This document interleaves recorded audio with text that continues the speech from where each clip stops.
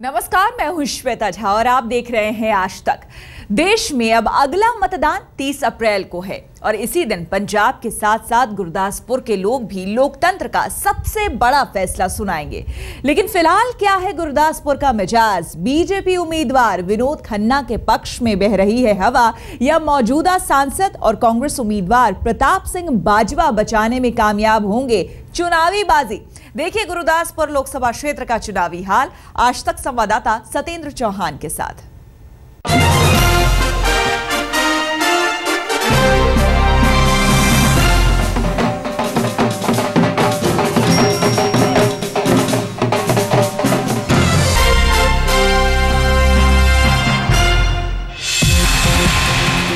सुबह का वक्त, पठानकोट में एक छोटा सा मकान, लेकिन इस मकान के बाहर तगड़ी सुरक्षा व्यवस्था और चहल पहल। ये मकान है अभिनेता से नेता बने गुरदासपुर से बीजेपी उम्मीदवार विनोद खन्ना का।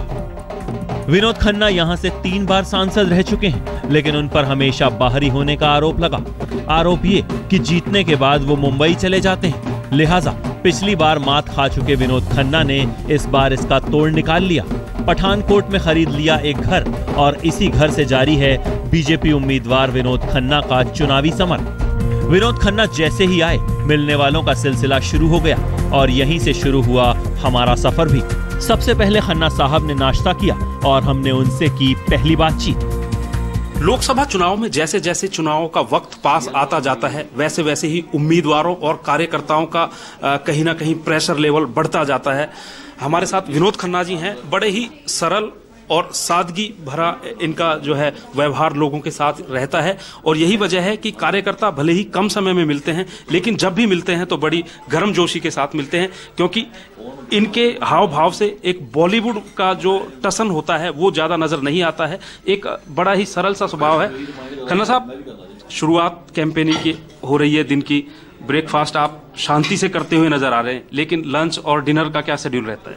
वो हम पैक्ड लंच ले जाते हैं गाड़ी में, जैसे जैसे रैलीज होती जाती है वैसे वैसे करते जाते हैं। जहाँ समय मिलता है थोड़ा सा वहाँ गाड़ी में बैठ के खा लेते हैं।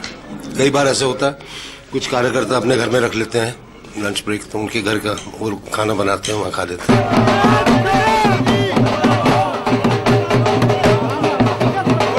पहले से ही आज की रैली का इंतजाम है, लेकिन विनोद खन्ना सबसे पहले गांव के लोगों से मिलते हुए पठानकोट के गढ़ माता मंदिर में माता से आशीर्वाद लेते हैं और फिर सीधे पहुंचते हैं सुजानपुर इलाके, जहां रैली का इंतजाम नेता बन गए हैं, लेकिन विरोधी उम्मीदवार प्रताप सिंह बाजवा पर हमले का अंदाज अभिनेता वाला ही है। मार दिया जाए कि छोड़ दिया जाए, मार दिया जाए कि छोड़ दिया जाए, बोल प्रताप बाजवा तेरे साथ क्या सलूक किया जाए। बहुत धन्यवाद। बिना पैसे खर्च किए लाइव एंटरटेनमेंट का जनता ने खूब मजा लिया। नेताजी भी जनता की तालियों से गदगद हुए और आगे बढ़े। अब अभिनेता जी खांटी नेता वाले अंदाज में आ गए। आज तक से खास बात में राहुल प्रियंका पर खांटी नेता स्टाइल में हमला किया। अभी आप भाषण दे रहे थे, आप जीजा जी के बारे में बात कर रहे थे, जब 2G और 3G की बात कर रहे थे। अभी प्रियंका गांधी का एक बयान आया है कि राजनीति में पर्सनल अटैक्स नहीं होने चाहिए। नहीं, मैं मानता हूँ पर्सनल अटैक्स नहीं होने चाहिए, लेकिन अब जब हम कहते हैं भ्रष्टाचार जैसे किसी ने किया है तो फिर क्या होगा? वो पर्सनल अटैक होगा। अगर किसी मिनिस्ट्री में भ्रष्टाचार किया है या किसी व्यक्ति ने किया है तो क्या वो पर्सनल अटैक होगा? अगर उसको एक्सपोज कर रहे हैं या उसकी बात हो रही है तो आई डोंट थिंक वो व्यक्तिगत हम कोई नुकसान कर रहे हैं किसी का। राहुल गांधी ने कह दिया है कि अगर सत्ता में आता है यूपीए तो प्रधानमंत्री बनेंगे। नहीं, मैं तो तुलना भी नहीं कर सकता उनकी और नरेंद्र मोदी जी के साथ। नरेंद्र मोदी जी का जो एक्सपीरियंस है, जो उनका रिकॉर्ड है, जो उन्होंने विकास करवाया है गुजरात में, ये सारा मॉडल तो सारी दुनिया में उनकी तारीफ हो रही है। उन दोनों की तो आप तुलना कर ही नहीं सकते। राहुल गांधी जी ने तो कोई म्यूनिसिपल कॉर्पोरेशन भी नहीं चलाई है, कोई मिनिस्ट्री के वो मिनिस्टर नहीं रहे हैं, कोई एक्सपीरियंस उनका नहीं है। सरकार चलाना या वो तो दूर की बात है। विनोद खन्ना के बाद हमने गुरदासपुर से सांसद और कांग्रेस उम्मीदवार प्रताप सिंह बाजवा की तरफ रुख किया।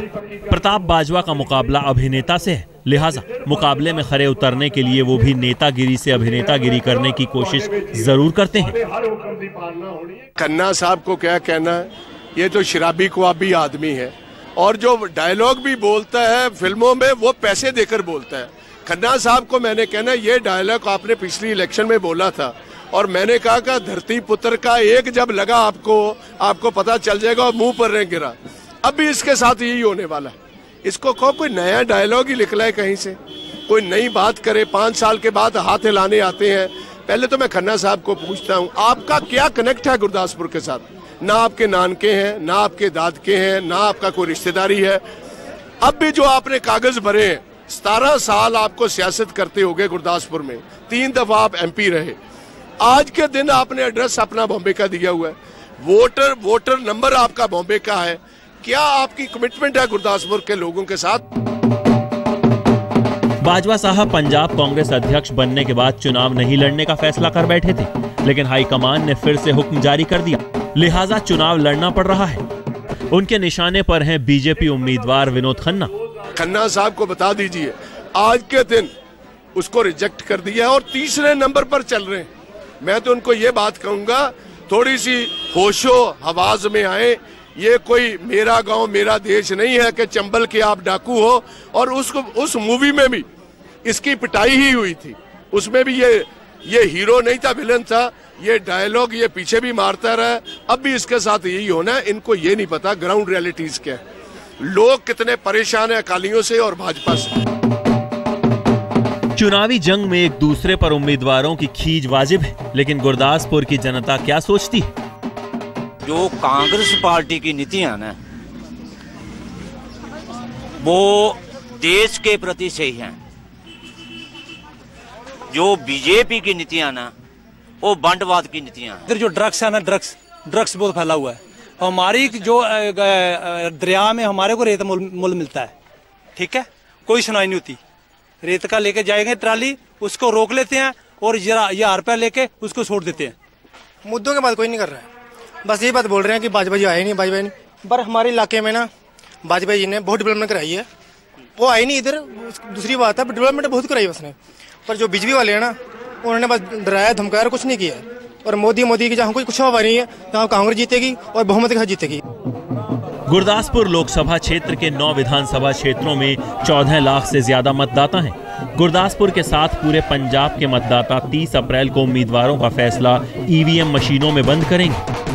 विनोद खन्ना फिल्म एक्टर भी हैं और नेता भी हैं, लिहाजा रियल लाइफ और रियल लाइफ दोनों में ही डायलॉग बोलने के महत्व को बखूबी समझते हैं। यही वजह है कि जहां भी विनोद खन्ना जाते हैं वहां डायलॉग जरूर बोलते हैं और इन डायलॉग को सुनने के लिए भीड़ भी इकट्ठी हो जाती है। लेकिन सवाल ये है, क्या ये भीड़ वोट बैंक में बदल पाएगी? कैमरामैन दिलीप साहू के साथ सत्येंद्र चौहान, पठानकोट, आज तक। और अब बात अंबिका सोनी की। कांग्रेस ने उन्हें पंजाब के आनंदपुर साहिब लोकसभा सीट से उम्मीदवार बनाया है। अंबिका कांग्रेस की कद्दावर नेता है, गांधी परिवार की खासा करीबी भी हैं, लेकिन चुनावी तजुर्बा ये उनका पहला है। कैसा है अंबिका का प्रचार अभियान? आज तक ने ये जाना उनके 7 लोकसभा क्षेत्र में जाकर।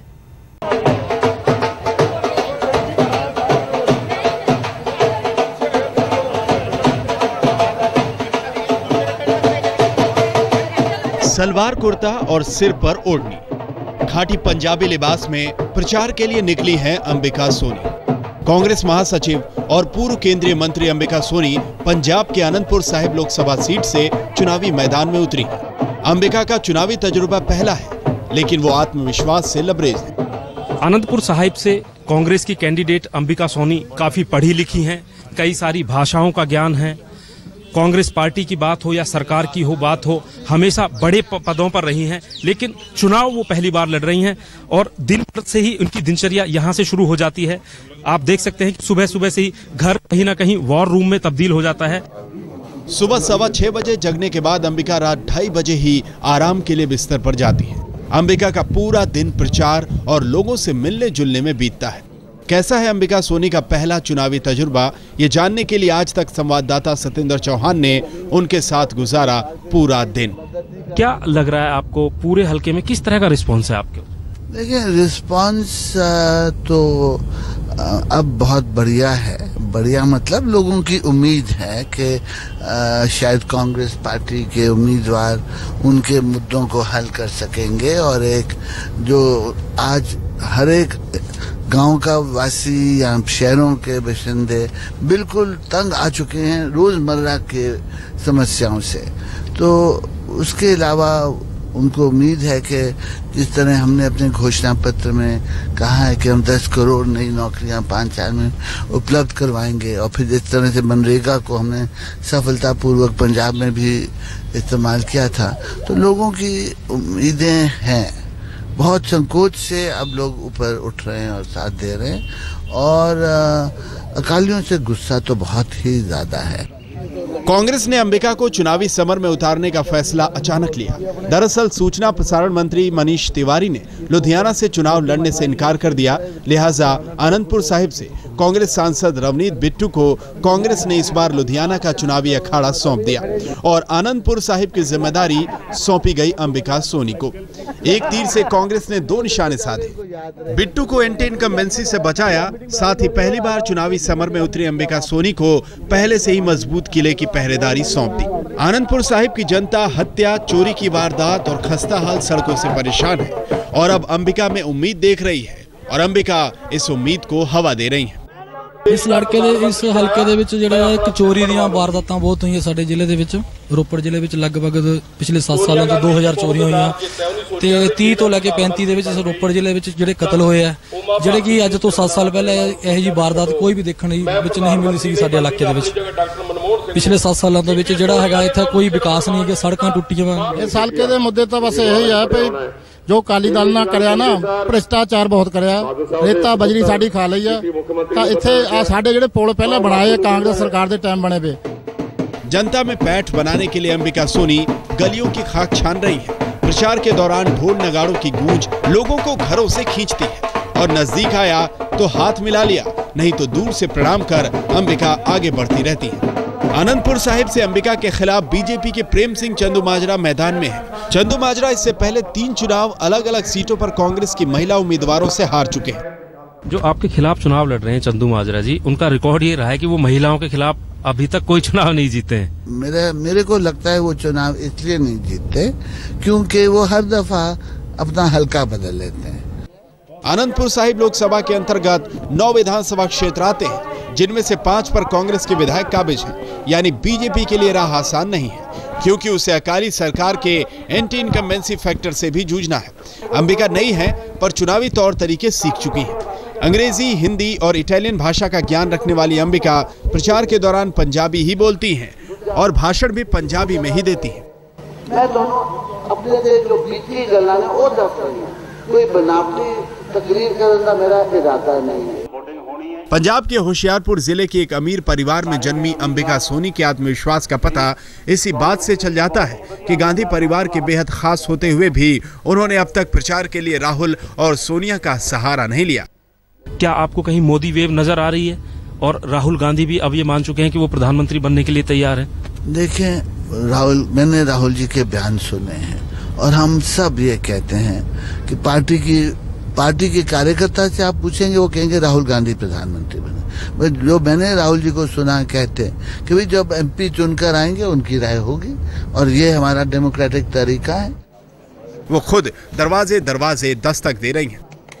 अंबिका सोनी को राजनीति का ज्ञान भले ही कितना हो, लेकिन चुनावी मैदान में उनका अनुभव बिल्कुल नया है और यही वजह है कि अन्य उम्मीदवारों के मुकाबले में चुनाव प्रचार के दौरान उन्हें पसीना ज्यादा बहाना पड़ रहा है।